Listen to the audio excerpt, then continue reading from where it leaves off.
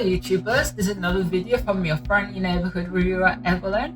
Today we're going to be reviewing a new K-drama Korean series called Season of the Kokdu Season of the Deity, or known in the Korean real name Kokdu Season. So the main male leading actor here is Jung-Hyun, playing the character of Kokdu. I'll explain what all the other characters is about, and then we have the female lead of Soo-Hyang, who's playing Han Tae-jun. Well, we can see the first name Tae-jun, kind of a play on the word of season, so we can see the connection there. Korean dramas, they love to do the reincarnation plots, or the Grim Reapers, or they like to have these kind of like religious aspects to it with the supernatural, as they show God in many different figures. Like female, little boy. So I like the idea that their depictions of God is very fluid. Well, let's not get religious here, but I like that they keep things very fluid. But then again, in this particular show, when I saw the first episode, I was like, this God is giving me Old Testament vibes. I'll get to the reason why I say that. So Kim Jung-Hyun, his first life back many years ago, let's say the Joseon era, where they're carrying swords and stuff and then have their emperors. He originally was called Oh-Hyun. He was the bodyguard for the female lead, her first life of So-Hee. So we get the gist that So-Hee is gonna get married to some guy, to some emperor guy that clearly she doesn't want to get married with him. She's in love with her bodyguard of Oh-Hyun, and Oh-Hyun is in love with her, but due to the social class, they can't really be together. So So-Hyun, the original person, she's tearfully telling her bodyguard that she's going to her death. She's going to get married to somebody she doesn't love, that basically her life is over. And her bodyguard, Oh-Hyun, tells her, don't say that, it's, is what it is, don't worry. And she goes off crying, about to cry off to walk off, but Oh-Hyun tells So-Hee, okay, I'll help you. Like, we'll meet in this certain place and we'll run away together. And so he says, oh, what about the people? And she's like, oh, don't worry, because this whole marriage thing is meant to unite two clans, prevent war. And we get to that whole typical thing in that time that women were just used as a kind of like cattle in exchange. So it doesn't end well. Oh-Hyun, he ends up getting murdered by the bad guy. So we're gonna call him the bad guy, because I think the guy's name is Cho Kwang-il, the actor, because originally he was like, I think an emperor, whatever, oh god knows what, social level there, something head with the clan. So the bodyguard, Koduk, or his other name of Oh-Hyun, while fighting the emperor, the bad guy's warriors, they end up shooting him at least 5 or 6 times with an arrow in his chest, and he ends up dying there where he stays. And then we get a jump forward of So-Hee, already there with the emperor. She's about to consummate the marriage. All of a sudden, she grabs the hairpin from her hair and stabs the emperor in the neck. Well, kills him. And then other people come in, they're about to kill her because she obviously murdered her husband, and she doesn't let herself be taken. She grabs the pin and ends up taking her own life by stabbing herself in the neck. Of course, we know that in other supernatural K-drama series, we know that God doesn't take lightly to a person taking their own life. So she kind of gets cursed to be reborn, having a bad life time and time after again, in which we see in present day of So-Hee, the body that she is reincarnated in is Han Tae-jun. The Han Tae-jun is not having it easy. We see in episode 1 and 2 that she didn't get into the best university, that she was working as an emergency doctor, but she's getting abused by the people there, and somehow it's all okay, like the corruption's everywhere, that they care more about the people and the money. So Han Tae-jun ends up being like almost a sacrificial lamb for that particular hospital, and she ends up with no work because the main chief doctor there tells her the woman that's clearly abusing you is the one that's funding the money, so apologize to whatever thing you did wrong. So to cut the long story short, Han Tae-jun ends up getting fired from the hospital, and she's there with her brother. So the other person in there that is the brother of Han Tae-jun is Han Chol, who's a police officer. I haven't seen his act in other shows of Aoyeon. It was me first time seeing it. And we find out that the mom both of the brother and sister died while Han Tae-jun was like 9 or 10, she saw her mom get run over, so that's when she died. So we see that So-Hee got reincarnated in that body. Now we see about the figure of the Kuduk. Apparently the Kuduk is main great Grim Reaper, the underworld god that is there helping the deceased into the afterlife. But before that, we see that before Kuduk becomes the Kuduk, the bodyguard of Oh-Hyun is in the afterlife. We see that he chooses to wait by a tree until So-Hee, until he sees So-Hee. But one thing he doesn't know, since So-Hee went and took her own life, that she's in an endless cycle of being reborn, doing, not having the best life, which I find to be quite sad. So he's there waiting for So-Hee. We see the first apparition of God as a young boy with long grey hair in the traditional robes. He tells Oh-Hyun, who are you waiting for? And many years have passed, and it's kind of like, we understand when you're in the purgatory world, it sounds a bit, it sounds rational to me, and the more time you spend there, the more you lose your memories of your previous life, and you're only left with fragments. Because Oh-Hyun ends up knowing, the only thing he knows, he has the ring that he gave to So-Hee. That I will explain, because in episode 2, 3 to 4, we find out that Oh-Hyun gave So-Hee a ring, and this particular flower ring, I'll put the name here, I like the description. It's this flower, it starts with the name that apparently blooms in the afterlife and in the living world, which I was like, ooh, that's a very interesting definition of the meaning of this particular flower, and it had engraved So-Hee's name in it. And in the afterlife, he had the necklace.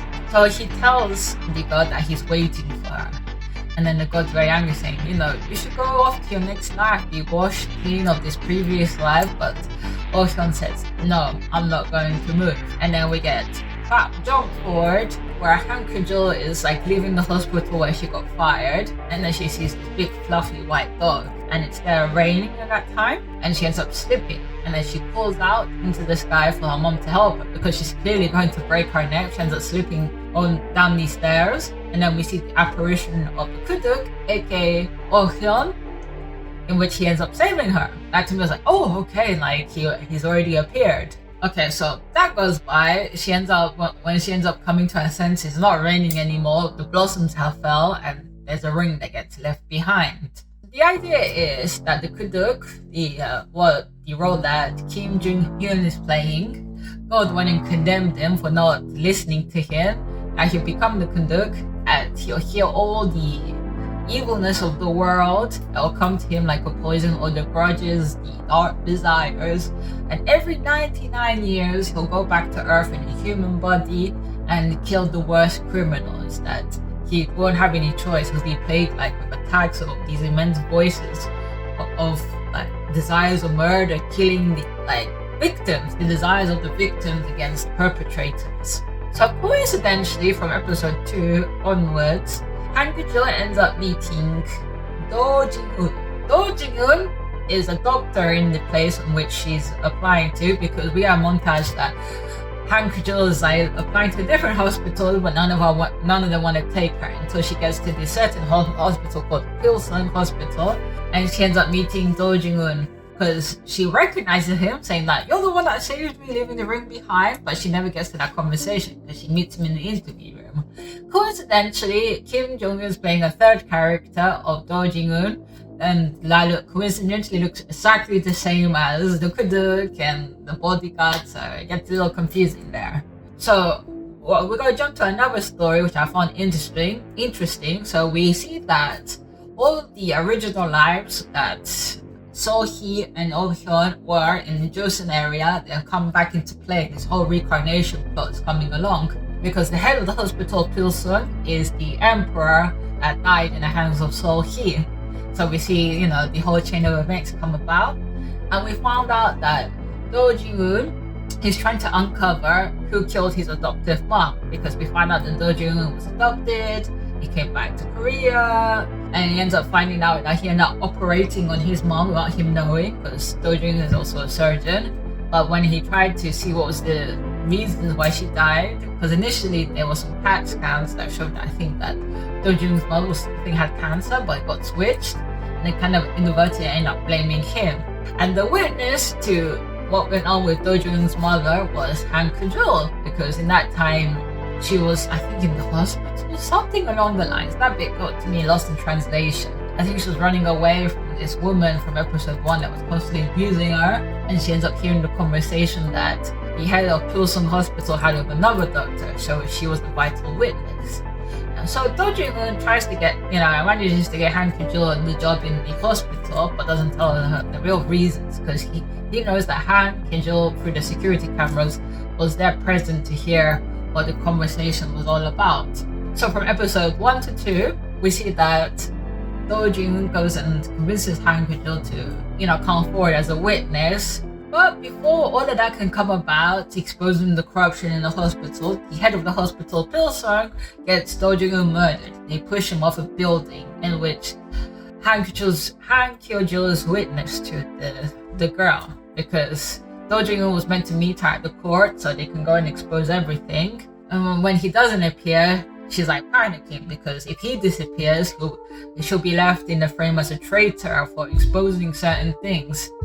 So she goes to the boy's house, or Do Jing-woo, and she witnesses him falling from the roof, splat on the ground. But in that moment, coincidentally, it was the 99 years for the Kuduk to appear, and he ends up going in the body of Do Jing-woo. So we get a funny scene that he awakens, he has no idea what's going on, and he almost strangles Han Kajol. But then he sees his two kind of, I don't want to say servants per se, but like two maybe like a god and a demigod, of Oksin and Kasin, in which they're in the living world, doing their own things, but also every 99 years helping the Kuduk navigate the human world. So the Kuduk, when we meet him, he's a playful little imp. He seems to be like a little boy. A very sharp, a very different, drastic kind of personality from what he played as the bodyguard, was understandable. He almost lost all his memories, and the only thing he knows is he's waiting for a woman that would help lift his curse, because the god said that the only person that can lift your curse is the woman. That if she were to say that she loved you, despite seeing how monstrous you've become, the curse will be lifted, in which we get the star of that story. And the Kuduk wakes up in the body of Do Jing-woo, and he ends up going off with his two helpers, but leaving Han Kajol in a precarious situation in which they all see as a traitor for exposing the fact that the head of the hospital did that. And of course, before Do Jing-woo ultimately died, he said that he'll take responsibility for some of the things that happened in the surgery, and he told Han Kajol to report him also. But since Do Jing-woo disappeared, everybody thinking that she went and betrayed Do Jing-woo, but that's not the case. I'm going to leave it off here. So from episode 3 to 4, Han Kajol goes and finds Do Jing-woo, but because she was worried, because when Do Jing-woo goes and falls off from the ground, there's blood coming out. What was most funny to me, the actor kept them moving. That would not happen in real life. He kept them moving and more blood came out. But when Han Kajol finds Do Jing-woo, he's clearly different, and at first she's thinking, not obvious, he hit his head, so he's amnesia. So for episode 3 to 4, there's that whole thing of her believing he has amnesia, but at the same time asking him to help her, in which he kind of doesn't do that. But what we find that the Kuduk, whatever Han Kajol says, he obeys, and he has no idea what's going on. So he kind of investigates where Han Kajol is, maybe this woman he's waiting for. But the Kuduk is kind of acting that he's doing, or the acting that the character is very kind of like a naughty child. Very naughty child that has no relation to what's going on. But the unfortunate part is, from what we see, that every day, it's actually at 9:09 at the night, he's hit with the attacks that he has to listen to who has the most desire to kill victims most desire to get the other person killed. So the Kuduk has no idea but to oblige that kind of instinct to relieve his pain, and he ends up seeing the face of the name that he keeps on hearing, and he ends up appearing and killing them by freezing them. Well, we see in the episodes that this is not going to be left lightly, because of course the police are going to start finding out what the heck is going on. Well, anyway, I'm going to leave it there, and I'm going to continue reviewing the series. Hopefully you've made it to this part of the video, and let me know what you think about the series, and will the series pick up a little bit more. So I leave you always Bye.